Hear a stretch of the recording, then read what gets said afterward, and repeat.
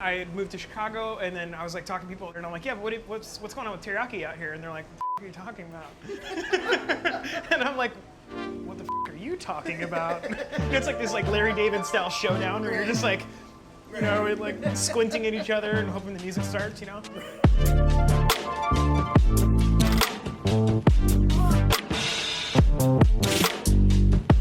Teriyaki, sweet, sticky, born in Japan but perfected here in Seattle.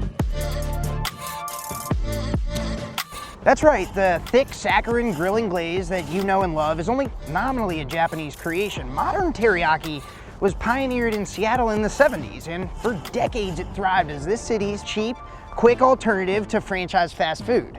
But times are changing in the Emerald City. Skyscrapers are going up, new people are moving in, and over the last 10 years, over a third of the city's iconic teriyaki shops have closed. Why? Can teriyaki, the go-to budget eats of Seattle's grungy past, survive in the city's glossy future? We're here to find out. How about a TT? How about a TT? Yeah!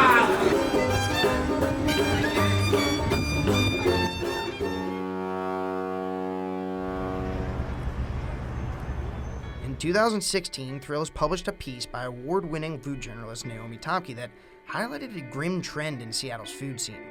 All over town, venerable teriyaki shops, tiny neon gems in the fabric of the city's robust neighborhoods, were closing for good.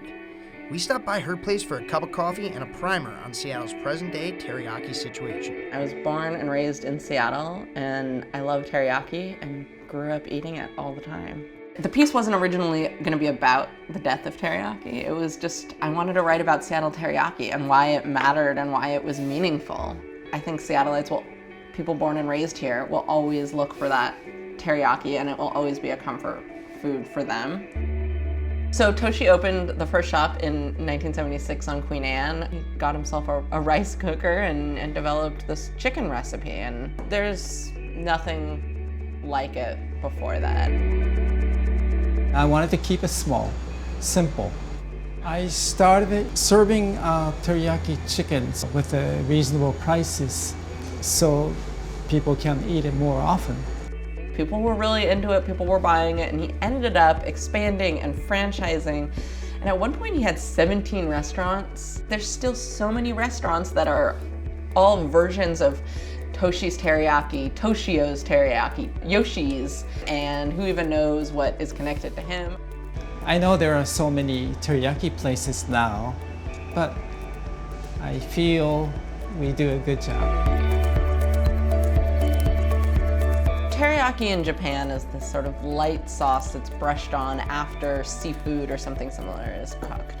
And I don't know anything about that version of teriyaki. Seattle teriyaki is this sort of heavy, almost cloyingly sweet sauce, and it's marinated. It's the least complicated, most like mundane thing, like the teriyaki shops. It's not exciting in and of itself, but it's sort of a staple thing.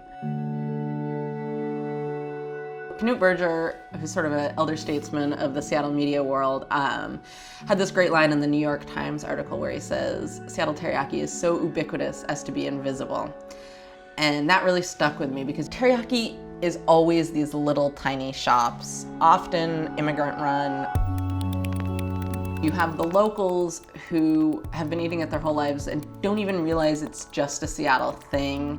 And then you have the newcomers who they really don't see it. It just doesn't show up. It doesn't scan. And when something so ubiquitous has to be invisible, as he says, you don't notice when it's disappearing because you weren't noticing it. Sometimes people are in a hurry, but I do take time to make it good, taste good. Does Toshi still cook in Seattle now? So he's up in Mill Creek, which is about 25 minutes outside the city. He's got this place that's basically a throwback to the original one, just a tiny little place with him and his wife and one other employee, and they serve the classic teriyaki chicken and not a whole lot else. When I was growing up in Japan, that was maybe 10 years old, I used to catch fish put them on the skewers. I made my own sauce, teriyaki sauce. My sauce is a little bit different. Not necessary to use that much wine and sweet wine. That keeps it, we can keep prices down. When I started the first restaurant in by Seattle Center, I made it affordable so people can eat almost every day. I kind of like to concentrate on chicken thighs. I do add some ginger and fresh garlic. Marinate it in a teriyaki sauce overnight. That's my story. Maybe I was hungry. Can you envision Seattle without teriyaki? I mean, like, one of the things is like this idea. Like, what's quintessential Seattle? It's not the chef doing the cedar plank salmon. It's more the teriyaki place. Eric Rivera is a world-traveled chef born and raised in the Pacific Northwest. After gigs at Noma and Alinea, he came back to Seattle to open Otto, a private dinner club where he pushes physical and symbolic boundaries of his meals. He represents a version of Seattle's culinary future, but when he's off the clock, his taste buds keep bringing him back to his childhood favorite, teriyaki chicken. You come from a world where like balance and the idea of like constructing menus and constructing recipes is very much like front of mind. So you're mapping it out like this. You're looking at cold, you're looking at a little bit hot, more room temp. You're looking at something like a little bit more sweet and sour. I have like little bits and pieces here, and I go crunchy, I go more soft, and then I go, some of it's a little bit more grilled, so I get a little bit of, color on there, caramelization, grill marks. And then I got in the inside, I'm like a little bit of, dark meat, which is nice, but I mixed it up with a little bit of the lighter meat. This is what you're describing. Like, this is like the perfect piece of teriyaki It really chicken. is. You know what I mean? And that's pretty f***ing cool. Can you improve teriyaki? Like, do you think you can? I'm a Puerto Rican kid. Where's my get in for that? I can put, a Jadori chicken on this, and I can pull A5 Wagyu and go, here's your $450 teriyaki, but does that defeat the purpose of what we're trying to do here? Right. And what makes it special? Yeah. It's $8.25. Yeah. You can't beat this. You can't beat this. I mean, it's like almost a perfect meal. Two places that were very meaningful to me closed or announced their closing, like as we were discussing this piece. Then I started looking at it and running some numbers as best I could, and I found it was about a third were gone, and I was like, now I have to like go explore what happened. Yeah. It's just it's hard to be in any small business in Seattle where you're trying to hold real estate in a town that has the fastest growing housing market in the country.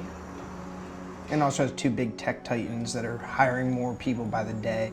Like 60% of people in Seattle moved here from somewhere else, and a lot of that is recent.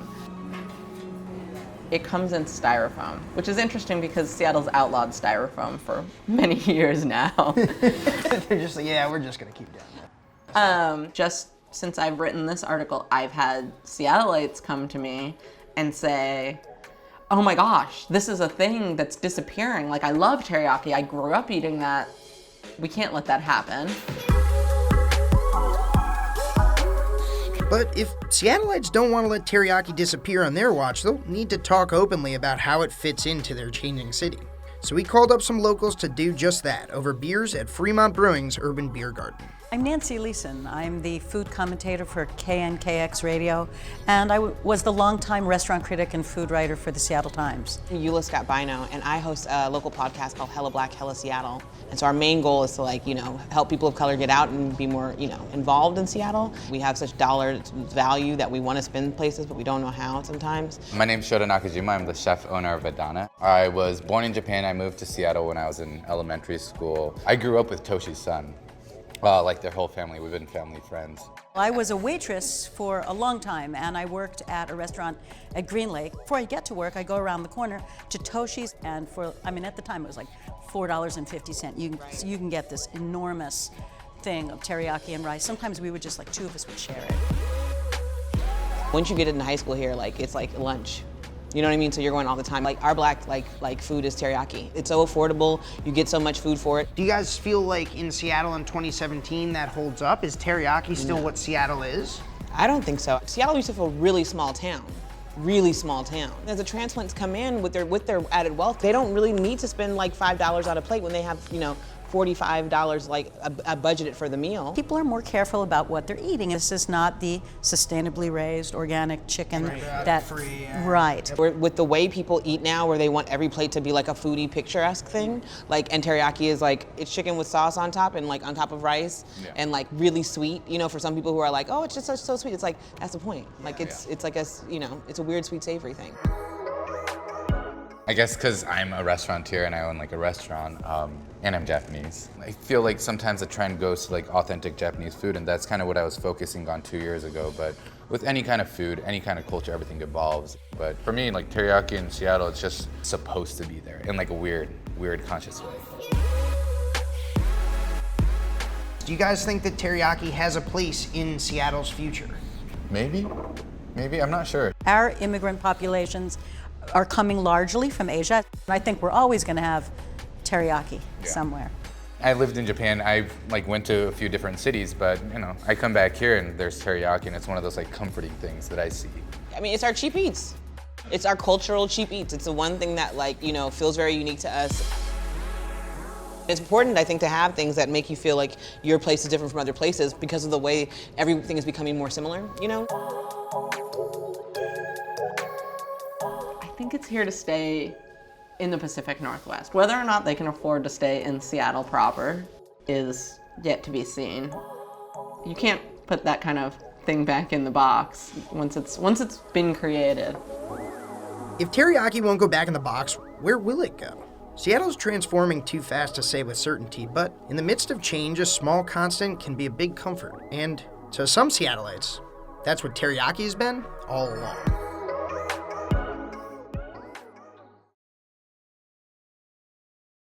Hey guys, I hope you enjoyed the episode of Food Groups you just watched. Yo, do me a few favors if you would. Subscribe to our YouTube channel right here. Watch this video right here. And if you still got a little time, like and comment below.